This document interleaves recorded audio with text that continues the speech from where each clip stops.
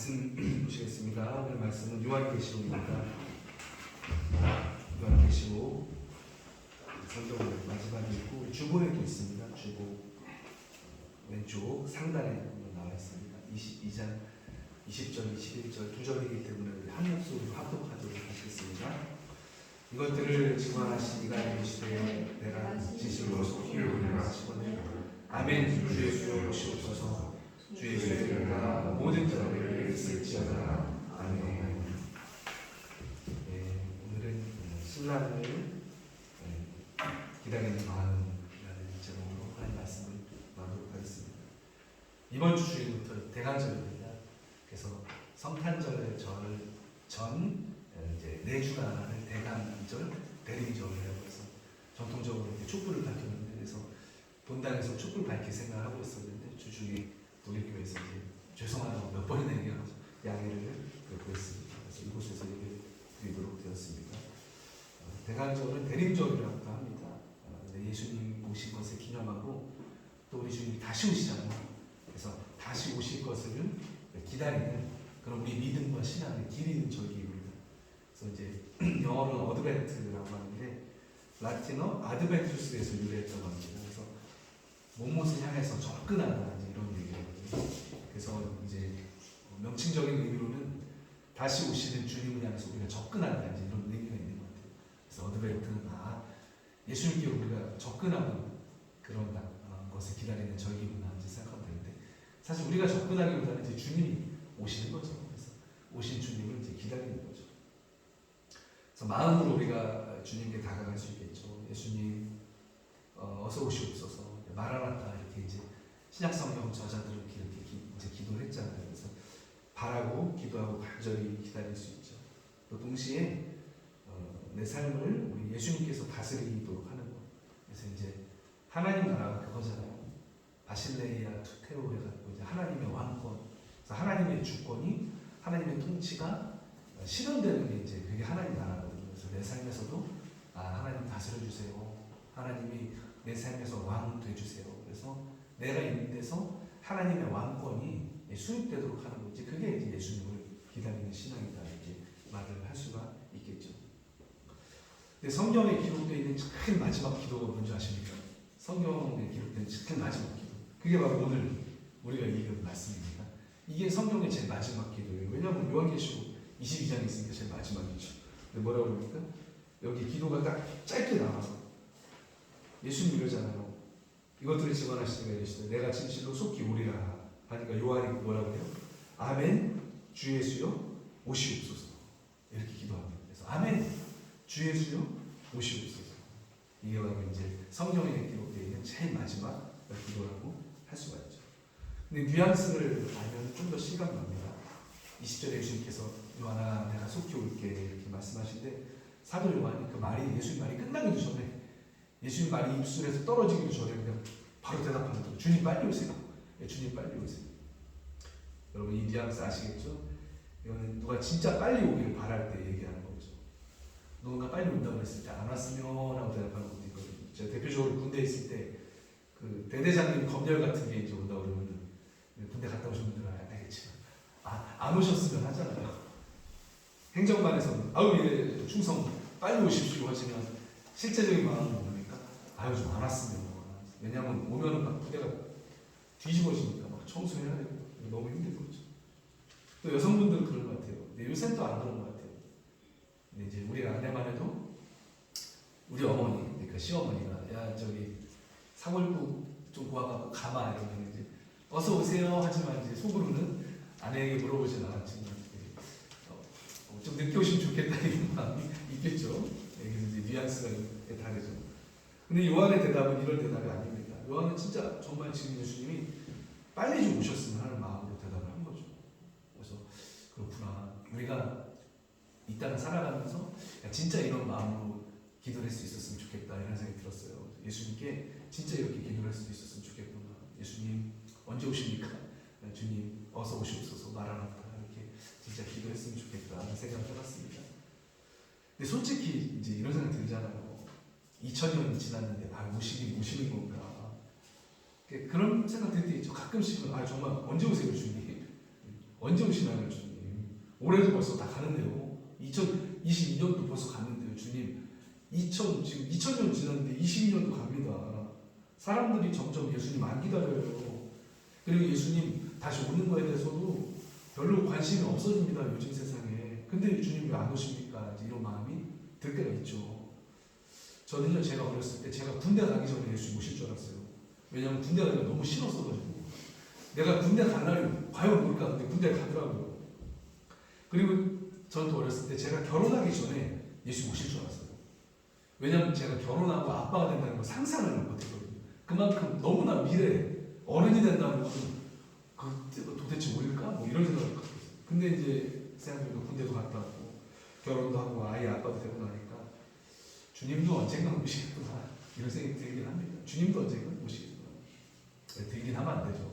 그것을 믿고 기다리고 사모해야죠. 성경에서는 저 같은 목사 때문에 정신 똑바로 차리고 재림을 기다려라 이렇게 말씀을 하고 계시는 거죠. 생각하지도 못할 때 내가 올 거야. 예수님 그렇게 말씀하시죠. 도둑같이 만나. 너네가 생각지도 못할 때 내가 갈 거야. 이렇게 얘기하시잖아요. 그래서 성경에서는 주님 우리가 정확한 자세로 기다릴 수 있도록 우리 신분을 규정해 줍니다. 너네야 예수님 진짜 기다려야 돼. 예수님 다시 오시는 걸 기다려야 되는데 그렇게 하려면 너네가 누군 줄 알아야 돼. 성경에서는 그거를 우리에게 얘기를 하고 계시는 거죠. 그래서 네 가지 이제 포인트가 있더라고요. 성경을 봤더니 성경은 먼저 우리가 전쟁 중에 있는 군인이라고 얘기를 합니다. 전투 중에 있는 군인. 이게 좀 이상하죠? 군인 얘기하니까 우리 군대 얘기 많이 하네요. 여성분들이 제일 싫어하는 게 군대 얘기, 축구 얘기. 그리고 가장 싫어하는 게 뭡니까? 군대에서 축구하는 얘기라고 그러거든요. 근데 갑자기 이 얘기를 했죠. 맞아. 전쟁 중인 군인. 잘 와닿지 않겠지만 우리 신분이 영적으로 볼 때 군인이라는 거죠. 왜 군인일까요? 간단합니다. 적이 있기 때문에, 싸움이 있기 때문에. 우리 적은 누구죠? 옆에 사람이나 뭐 그런 사람이 적이 아니죠. 우리 적은 사단이죠, 사실. 대적이 있다는 거예요. 우리의 생명을 해치려고 하는 악한 자가 있다는 거죠. 그게 이제 사탄이라는 존재인데, 사탄이 하는 일이 뭡니까? 이제 하나님을 떠나게 하는 거죠. 쉽게 얘기하면. 사람이 하나님을 생각 못하게 하고, 사람이 하나님을 의심하게 하고, 사람을 미혹해서 하나님 말씀을 의심하게 하고, 그리고 하나님 말씀에 불순종하게 만들고, 죄를 짓도록 유혹해서 최종적으로는 구원에서 멀어지게 하는 일이 이 사탄이 하는 일이죠. 아주 악하죠, 사실. 사탄은 원래 이제 멸망당할 존재거든요. 왜냐하면 하나님께 반역을 했기 때문에 성경에서 나온 걸로만 유추할 수 있을 뿐이죠. 사실 뭐 사탄에 대해서 뭐 이런저런 얘기하는 사람들 많지만 그건 솔직히 뇌피셜이고 성경에서 나온 바로는 사탄은 천사 자녀였는데 하나님의 자리에 올라가려고 반기를 든 겁니다. 그 천사 3분의 1 무리를 데리고 반역을 일으킨 거죠. 요즘 따지면. 그러다가 이제 전쟁에서 지고 쫓겨난 존재. 그래서 멸망을 기다리고 있는 존재가 이제 사탄입니다. 그게 성경이 얘기하고 있는 이제 사탄의 진실인데, 근데 그 존재가 너무나 악한 거는 자기가 혼자 멸망당해가 그러니까 뭐는 하나님이 하나님의 형상대로 창조하신 그 인간까지도요 같이 멸망당할 때 그 지옥에 끌고 들어가려고 하는 게 사탄이죠. 너무나 악한 거죠. 혼자 죽기 싫다는 겁니다. 아주 너무나 악한 존재인 거죠. 그래서 바울이 이렇게 얘기를 합니다. 디모데전서 6장 12절에서 믿음의 선한 싸움을 싸우라. 영생을 취하라. 이를 위하여 네가 부르심을 받았고 많은 증인 앞에서 선한 증언을 하였도다. 그러니까 선한 싸움을 싸워야 된다는 거죠. 예수님께서 십자가를 통해서 이미 사탄이 구축한 그런 어떤 악한 것들을 다 주님께서 멸망시키셨죠. 깨부수셨죠. 그 죄를 짓고 죄의 대가로 지옥 가게 만든 그 사탄의 어떤 그 괴계를 예수님은 깨뜨리신 거죠. 예수님이 새 언약으로 십자가의 어떤 그 구원의 길을 열어놓으셨잖아요. 우리가 죄를 짓지만 십자가 앞에 나가고 보니까 용서받고 구원받는다니까 그 하나님의 그 구원의 어떤 길을 예수님 열어놓으신 거죠. 그리고 이제 또한 하나님께서는 그 하나님께 반역한 무리들을 결국에는 최후 때는 이제 심판을 하시다는 거죠. 그런데 뭐예요? 이제 패잔병과 같죠, 사실. 사단과 그 마귀는 패잔병과 같아요. 근데 끝까지 자기들 멸망당할 때까지 포기를 안 하고 어떻게든지 인간을 넘어뜨리려고 계속해서 공격을 하는 겁니다. 할 수만 있다면 한 영혼이라도 더 구원에서 멀어지도록 사명을 가지고 일하는 자가 사탄이죠. 소름 끼쳐요. 소름 끼쳐. 무슨 우스꽝스럽게 뭐 머리에 뿔나고 그 포크 같은 거, 그 큰 포크 같은 거, 삼지창 같은 거 들고 있는 게 사탄이 아니고 인격적인 존재인데, 아주 이렇게 악한 인격적인 존재인데 소름 끼치는 그런 지적인 인격적인 존재입니다. 그래서 베드로는 이렇게 얘기합니다. 사도 베드로는 근신하라 깨어라. 베드로전서 5장 8에서 9절이죠. 너희 대적 마귀가 우는 사자같이 두루다니며 삼킬 자를 찾나니 너희는 믿음을 굳게 하여 저를 대적하라. 이는 세상에 있는 너희 형제들 동일한 고난을 당한 줄 아닙니다. 사도 베드로는 우는 사자 같다고 해요. 사자가 울면서 막 삼킬 자를 찾는 것처럼 사자가 우나요? 모르겠어요. 배고플 때 막 표현하는 걸 얘기하는 건지. 그 정도로 사탄 마귀가 삼킬 자를 막 찾고 있다는 거죠. 사자가 그 먹잇감을 찾듯이 소름 끼치죠. 근데 대적하라고 명령합니다. 근데 어떻게 대적해야 됩니까? 믿음을 굳게 해서 대적하라. 이렇게 말씀하십니다. 아, 그렇구나. 우리 믿음을 공격하는구나. 사탄이 우리 믿음을 공격하는 거예요. 믿음을 무너뜨려 한다는 것이죠. 성탄의 계절에 우리들의 믿음을 더욱더 굳건하게 하시기를 주님의 이름으로 축복을 드리겠습니다. 그래서 믿음을 흔들어요. 하나님에 대한 믿음, 하나님이 살아계심에 대한 믿음, 또 하나님이 나를 함께 하시고 나를 지켜보고 계시다는 그 믿음을 흔드는 게 그게 사탄이죠. 그래서 영적인 그 가치에 대한 믿음을 붙들고 있는 게 아주 중요하죠. 그래서 우리가 이런 믿음이나 아니면 영적인 어떤 가치에 대해서 무감각질 때가 있어요. 그때가 언제입니까? 가장 우리가 긴장해야 될 때 같아요. 가장 긴장해야 될 때가 영적인 일에 대해서 우리가 무감각해질 때. 예배를 드려도 사실 별 감흥이 없네. 기도를 해도 별 감흥이 없고, 또 기도 너무 바빠서 기도하고 싶은 생각도 안 들고, 이럴 때가 뭡니까? 우리가 가장 긴장해야 될 때라는 거죠. 그리고 바울이 또 히브리서 12장 4절에서 이런 말씀을 하십니다. 너희가 죄와 싸우되 아직 피 흘리기까지는 대항치 아니하였다. 그러니까 죄짓지 않기 위해서, 거룩하게 살기 위해서 피 흘리기까지 싸우라. 이게 진짜 물리적인 피는 아니겠죠. 근데 그 정도로 거룩하기 위해서 처절하게 애를 써야 된다. 그것이 영적인 전투다. 이 바울 선생님이 그렇게 얘기를 하고 계시는 거죠. 저는 이 말씀 보면서 참 어렵다. 저도 어려운데 말씀 듣는 성도님들도 참 이 말씀 들으면 부담스러우시겠다 생각이 들었어요. 뭘 또 그렇게까지 피 흘리기까지. 그런데 말씀은 그게 아니죠. 죄를 통해서 사탄이 우리 영혼에 난입을 하기 때문에, 이게 영적 전투이기 때문에 우리가 우리 자신을 죄에 대해서 보호해야 된다는 거죠. 울타리를 치고 지켜야 된다는 겁니다. 또 우리 지원군이 있습니다. 성령께서 우리 도와주시죠. 우리가 어떻게든 정말 말씀을 붙들고 살고 거룩하게 살려고 할 때에 우리 힘으로는 힘들죠. 그러니까 성령께서 우리에게 위로해 주시고 또 힘을 주시고 함께 해주신다는 거죠. 그리고 성경에는요, 이러한 싸움을 충성되게 싸운 사람들 천국에서 하나님께서 멸류관이 있다 이렇게 말씀을 하십니다. 상 주신다는 거죠. 구원은 예수 믿는 믿음으로 받지만 하나님께서 주시는 그 상은 각자마다 다를 거예요. 성경은 그렇게 얘기하고 계십니다. 그래서 지금은 모르죠. 티도 안 납니다. 괜히 유단 떠는가 싶기도 하고. 그렇지만 끝까지 이런 영적인 우리가 군인이구나 자각하면서 충성되게 이 삶을 사는 자랑 그렇지 않은 자가 천국에서 받을 상이 다르다는 것이죠. 저와 우리 사랑하는 빌레벨트교회 모든 성도님들을 하늘에서 영광스러운 훈장 받는 우리 모두가 되시기를 축복합니다. 두 번째로 성경은요, 우리가 하나님 자녀, 하나님 백성이다 이렇게 말씀을 하십니다. 하나님은 누구실까요? 본질상 왕이시죠. 왕. 영원하신 왕, 완전한 왕, 전능하신 왕, 다스리시는 왕, 왕권을 한 번도 뺏기지 않은 하나님이시죠. 그 전능하신 왕이 하나님이죠. 근데 나라가 성립되려면 뭐가 있어야 되죠? 주권, 백성, 영토가 있어야 되죠. 이제 왕은 하나님 계시니까 주권은 있죠. 그럼 뭐가 있어야 됩니까? 우리 백성이 있어야죠. 백성이 있어야 나라가 되잖아요. 그래서 성경은 우리 그리스도인, 예수 믿는 사람들이 하나님 백성이다 이렇게 말씀을 하시는 거죠. 백성이 된다는 건 뭡니까? 영주권, 시민권을 받고 산다는 거죠. 여러분들이 이제 이해가 빠르죠. 여기서 영주권도 있으시고 다 그러시니까. 그래서 그 나라의 복지와 혜택을 받는 걸 뜻합니다. 그게 백성이 된다는 거예요. 그런데 나라에는 유감스럽게도 복지와 혜택만 있는 게 아니고 뭐가 있습니까? 그 나라에서 살려면은 그 나라에 뭘 지켜야 됩니까? 법을 지켜야 돼요. 법과 질서를 지켜야 되는 것이죠.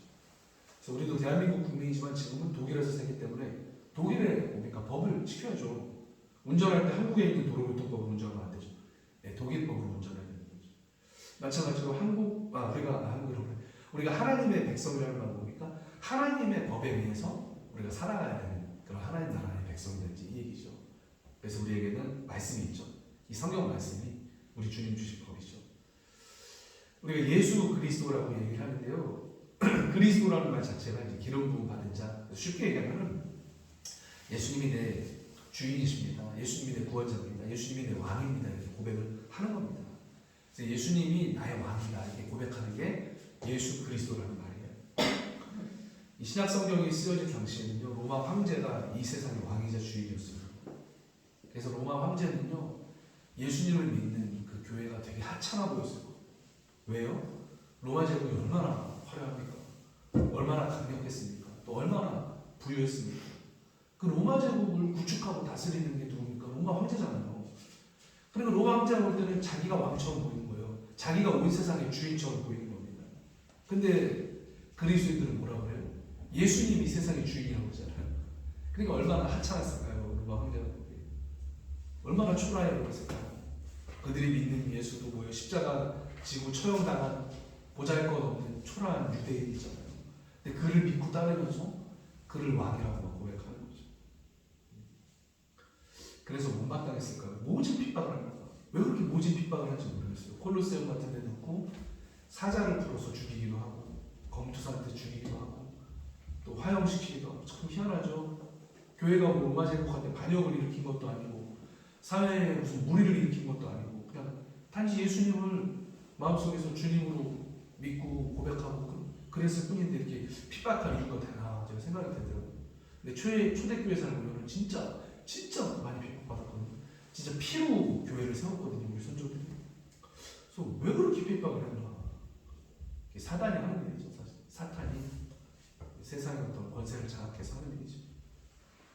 하지만 초대교회의 성도님들은 뭡니까? 예수님이 진정한 왕이시고 주님이 되심을 고백하면서 그렇게 순교를 해나갔습니다. 그러면서 그때 했던 기도가 마라나타 주 예수여 빨리 오시옵소서 이제 그거죠.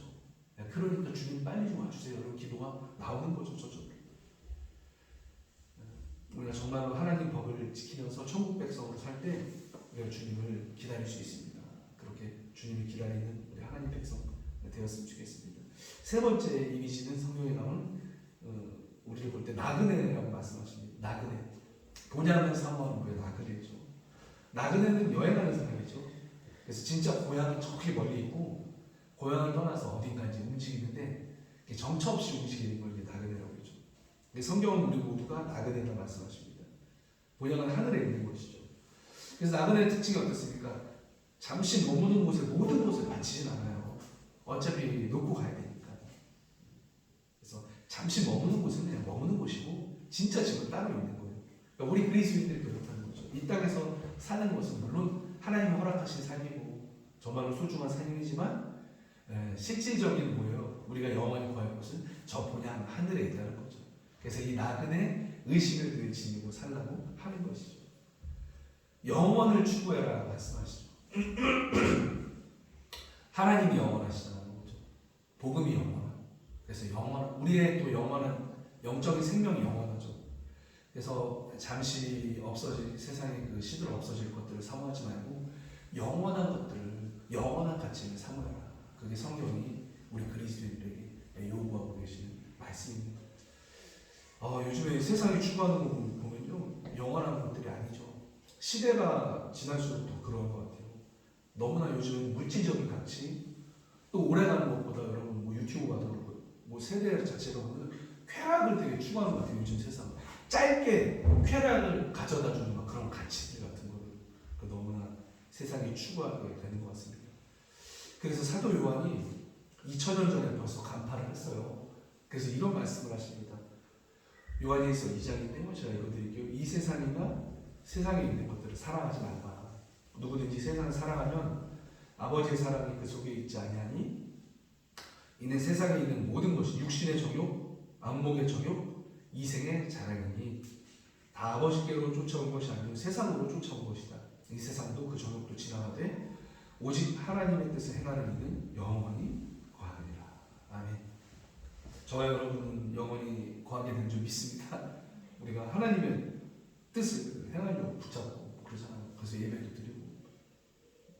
그렇지만 세상은 그렇지 못하는 거죠. 세상이 죄송합니다. 세상이 살아가는 것에 대해서 세 가지를 얘기하죠. 이 사도는 육신의 정욕, 안목의 정욕, 이생의 자랑. 세상의 본질이죠. 세상의 수많은 컨텐츠와 메시지가 바로 이 세 가지라는 거예요. 변함없는 세상의 모습, 예나 지금이나 똑같다는 거죠. 하와가 선악과 왜 먹었습니까? 고함짓도 하고 먹음직도 하고 지혜롭게 할 만큼 탐스럽기도 하니까 이게 선악과 먹고 타락하게 된 거죠. 그게 우리 인간 세상이 추구하는 거예요. 육신의 정욕은 뭡니까? 우리 인간이 가진 본능적인 욕구를 추구하는데 도를 넘어서서 추구하는 거죠. 도를 넘어서. 우리 필요는 필요해요. 우리가 인간이기 때문에 하나님 주신 욕구가 있죠. 뭐 식욕도 있겠고, 뭐 성욕도 있겠고, 수면욕도 있겠고, 모든 욕구가 있는데 그것을 필요에 맞게 또 하나님이 주신 방법에 의해서 그 필요를 이렇게 충족하는 것은 괜찮은 일이죠. 하지만 그걸 넘어갖고 막 인간의 욕구를 막 우상시하는 거, 집착하는 거, 그걸 하나님으로 만들어버리는 게 그게 뭐예요? 그게 세상에 하는 일이라는 거죠. 그래서 뭐 성에 대한 뭐 도를 넘어서는 집착. 요즘에 콘텐츠는 다 그런 것 같아요. 많이 그런 것 같아요. 그리고 음식에 대한 뭐 도를 넘어서는 집착이 될 수도 있고요. 아니면 기타 인간의 욕구를 막 그 도를 넘어서서 그렇게 하는 게 모든 게 세상에 추구하는 게 좋지 않다는 거죠, 사실. 욕구가 없을 수는 없지만 필요를 채우는 게 아니고 그게 탐욕이 되면은 우리를 망가뜨리죠. 우리를 불태우는 게 된다는 거예요. 도착지에 걸리게 되고 그렇게 된다. 또 안목의 정욕. 이게 뭘까요? 안목의 정욕. 어려워요. 눈에 보이는 것에 대한 추구겠죠. 그래서 욕심 아닐까 싶어요. 옆 사람이 가지고 있는 핸드백이 더 좋은 것 같고 이런 눈에 보이는 게 더 좋아 보이고 계속해서 근데 그런 걸 추구하다 보면 한두 끝도 없습니다. 한두 끝도 없어요. 특히 어디가 심합니까? 저는 우리 고국 대한민국이 생각나더라고요. 한국은 너무 심하죠. 옆 사람이 차 바꾸면 나도 바꿔야 돼요. 벤츠를 타? 그럼 나도 벤츠 타야 돼요. 그게 한국이에요. 그럼 한두 끝도 없어. 한두 끝도. 옆 사람이 프라다를 들면 나도 프라다를 들어야 돼요. 안목의 정욕인데 세상은 그런 거를 추구한다는 세상. 그렇죠. 이생의 자랑.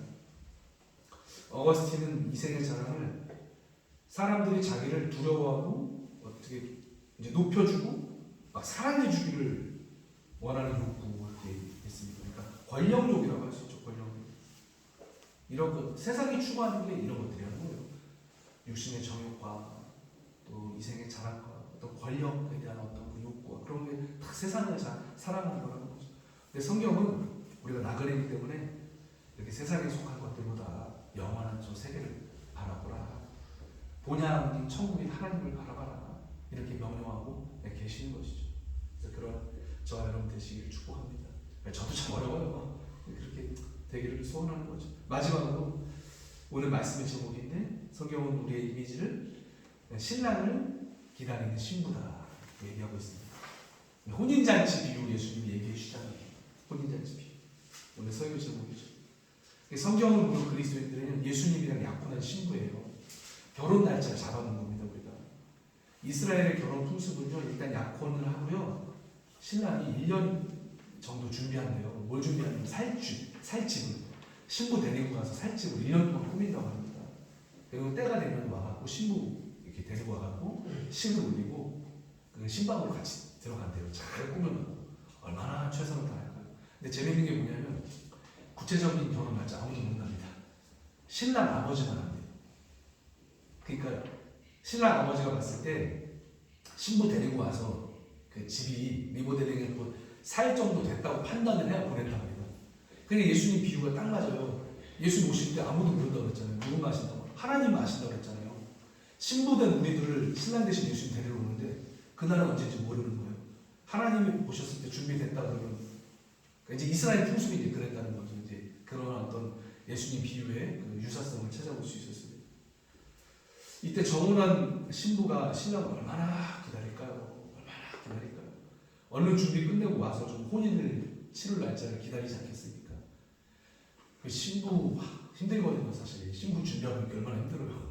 아유, 피부도 신경 써야 되고, 옷도 신경 써야 되고. 그래서 신부가 뭘 하면서 기다릴까요? 신랑 단장하면서 기다렸겠죠. 결혼식 때 입을 드레스도 준비하고, 또 이제 피부 관리도 좀 하면서 곱게 단장을 했죠. 아름다운 결혼식 치르고 싶잖아요. 또 아름다운 신부를 자랑하고 싶잖아요. 이런 이미지가 우리 이미지라는 거예요. 우리 예수님 오실 때 우리가 예수님 맞이할 때 신부처럼 아름답게 단장하고 있으라는 거죠, 성경. 정성스럽게 준비하고 있으라. 예수님과 그 혼인 예식을 올리기 위해서 준비하고 있으라. 이렇게 말씀을 하시는 거죠. 신랑 되신 주님께 부끄럽지 않은 신부가 되기 위해서 준비하고 있으라. 이게 이제 열처녀 비유에서도 나오죠. 기름을 준비하고 있으라. 그런 얘기죠. 우리가 준비해야 될 웨딩드레스는 뭡니까? 깨끗하고 순결한 거죠. 바로 어린 양 예수님의 보혈로 씻김받은 우리 영혼입니다. 그게 우리 드레스죠. 또 죄사함을 주신 우리 주님을 향한 굳건한 믿음을 여러분 붙드시기를 바랍니다.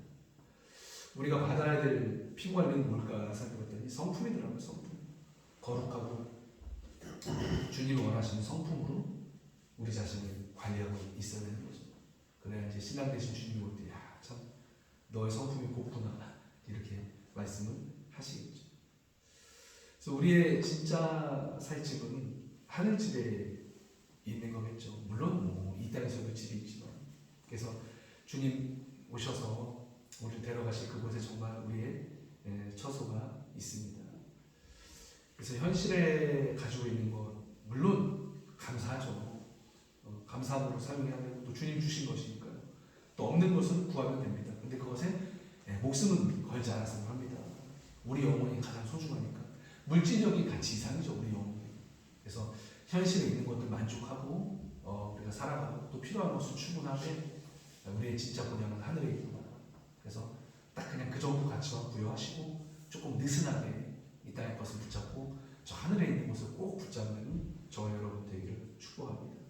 이 말씀만 하나 해드리고 마칠게요. 제가 한국에 있는 인천의 교회에서 사역할 때 연로하고 아프셔서 누워 계신 권사님 신방 간 적이 있습니다.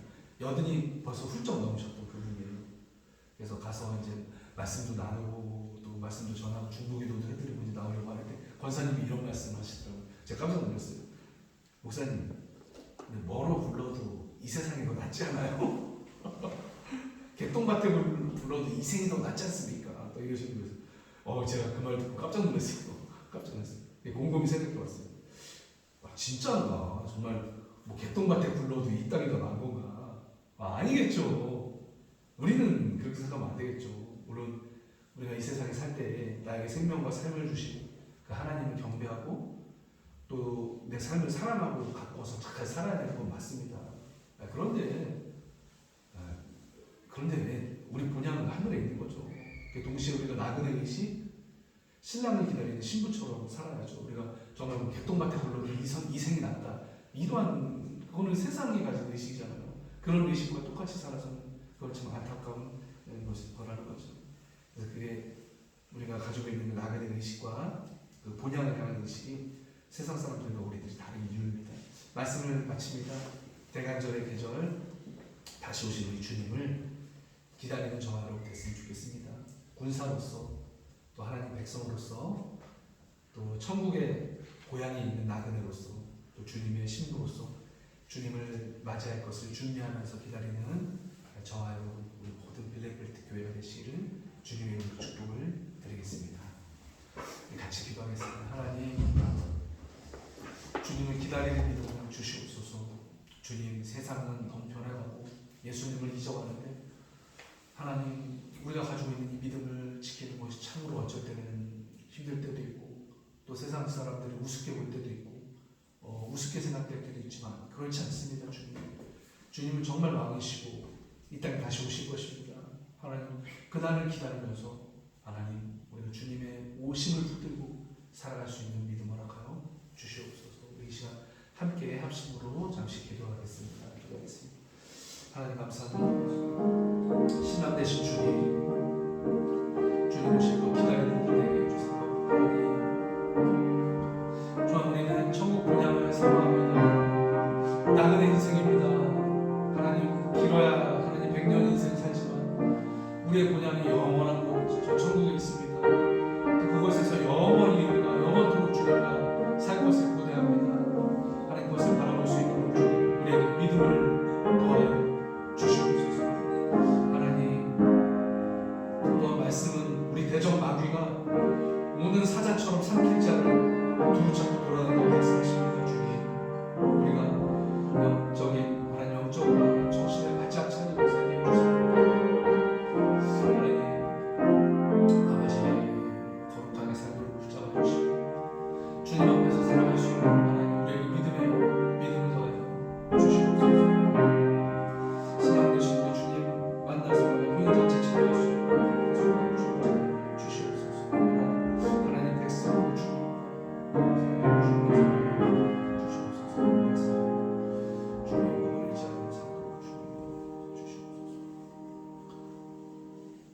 하나님 감사합니다. 하나님 우리를 위해 주님 준비하시고 다시 오실 것을 믿습니다. 주님을 기다리면서 그 본향을 바라보면서 이 성탄의 계절을 지내도록 주님 우리를 붙들어 주시옵소서. 예수님의 이름으로 기도합니다. 아멘. 찬송 112장 함께 찬양하시겠습니다. 찬송하시면서 준비하시는 함께 동원하시겠습니다. 112장입니다.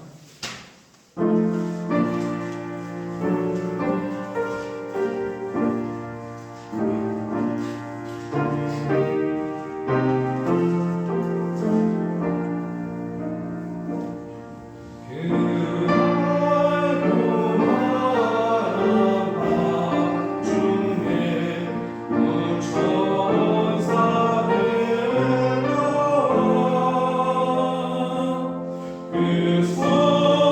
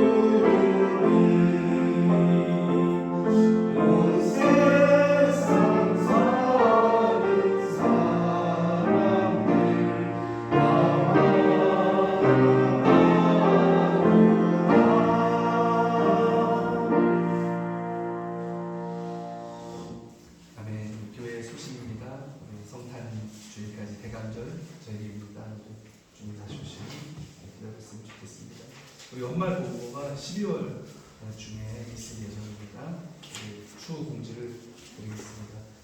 우리 이재호 성도님 화요일 생일이었고 또 우리 안도 어린이가 내일 생일입니다. 그리고 환우들 위해서도 그래서 기도해 주시기를 부탁드립니다. 우리 기도라는 봉사 감당은 주고 참조해 주시기 바랍니다. 함께 일어나셔서 별단에 찬양하시겠습니다.